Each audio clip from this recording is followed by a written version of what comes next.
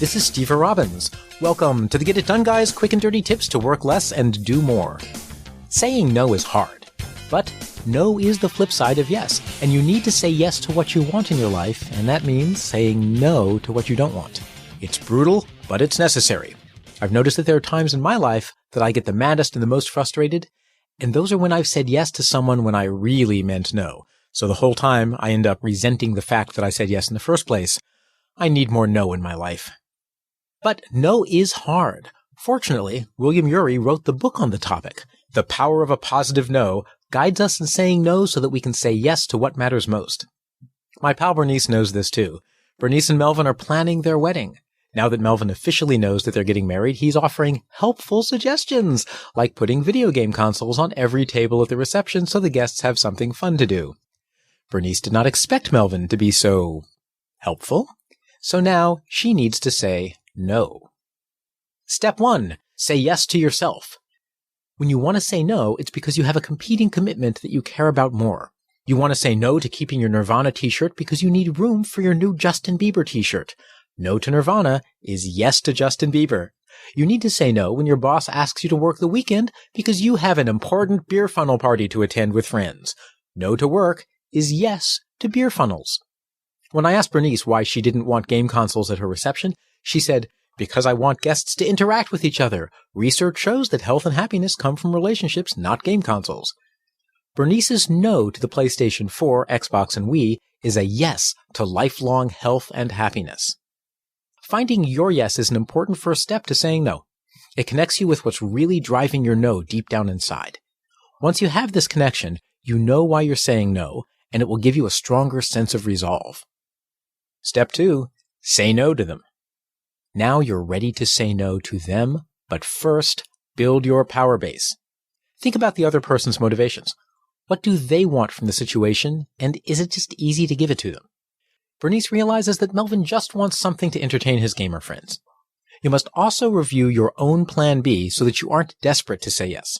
Now that she realizes Melvin's interests, Bernice has a plan B. She'll offer to put game consoles in the side room, but not directly on the dinner tables. She's pretty sure that worst case, Melvin will say yes to that. You also need to know if the other person can force you to say yes. Bernice knows that Melvin has no power here. Indeed, it was only through unfortunate accident that he even found out about the wedding before he was actually walking down the aisle. But that's not always true. If you're going to say no to your boss about working weekends, your boss can yell at you in a way that would be considered criminal verbal assault if it were done anywhere other than the workplace. Your boss can also fire you.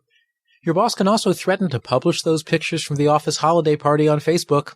Your friends would all see you wearing the furry rabbit ears. Your hip factor would be irreparably damaged. Those are all real possibilities. Lastly, before you commit, ask yourself, knowing where they're coming from, do you still want to say no? Do you have the power to say no? And do you have the right to say no? After all, if you signed a contract saying that you would work weekends, you may not have the right to refuse. Then, say no. Say it in a straightforward, neutral tone. To hear a superb example of Byron Katie saying no, check out my earlier episode, Saying No to Difficult Requests. There's a link in this episode's transcript. Step number 3, say yes to them. Now, of course, you don't want an enemy. In fact, you'd prefer them to become your willing mind slave.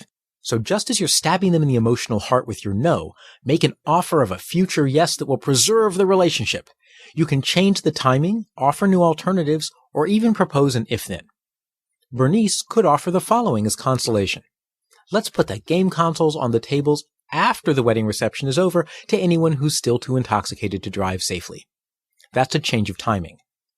Let's give everyone a getting to know you game to be fun and help them meet new people. That's a new alternative.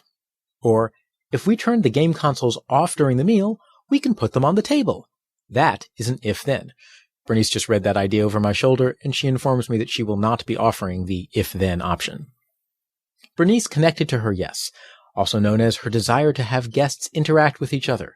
She gently told Melvin no, he could not have video games on the table. Then she offered her plan B as a future yes, limited video games in the side room.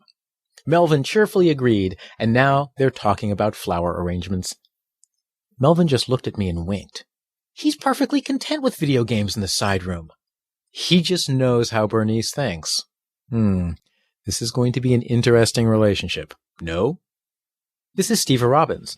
You can find links to the episode with Byron Katie demonstrating how to say no at getitdone.quickanddirtytips.com. I partner with a few highly successful people to help them do extraordinary things in their work and lives. If you want to know more, visit steverobbins.com. That's SteverRobbins.com. Work less, do more, and have a great life.